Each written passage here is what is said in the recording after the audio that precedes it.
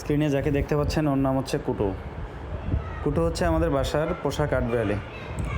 কুটুকে যখন প্রথমে আমার কাছে নিয়ে এসেছিলাম তখন কুটুর বয়স ছিল মাত্র 7 থেকে 8 দিন। তারপর অনেক লম্বা একটি গল্প আছে কুটুকে নিয়ে, সেটা আজকে বলা সম্ভব হচ্ছে না। অন্য কোনো একদিন লম্বা একটি ভিডিও করে আপনাদের সবাইকে কুটু সম্পর্কে জানাবো। এই ভিডিওটি যখন করা হয় তখন আমি গ্রামে গিয়েছিলাম ছুটিতে। তখন সম্ভবত কুটু প্রেগনেন্ট ছিল।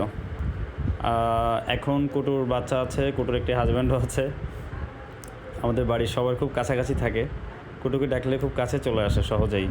ও বাদাম খেতে অনেক পছন্দ করে। অনেক দিন পরে গেছিলাম, ও আমাকে ঠিক চিনতে পারতেছিল না, তবু আমার কাছ থেকে সে খাচ্ছিল তখন। আসলে পশু পাখিও যে মানুষের এত আপন হয় তার উৎকৃষ্ট একটি দৃষ্টান্ত হচ্ছে আমাদের কুটু। কুটু আমাদেরকে ভুলে যায়নি। সবাই ভেবেছিলাম হয়তো ওকে ছেড়ে দিলেও চলে যাবে, আর কখনো ফিরে আসবে না। কিন্তু সবাইকে অবাক করে দিয়ে ওকে যখন ছেড়ে দেওয়া হয়, ও সারাদিন বাইরে থাকে এবং সন্ধ্যায় আমাদের কাছে চলে আসতো।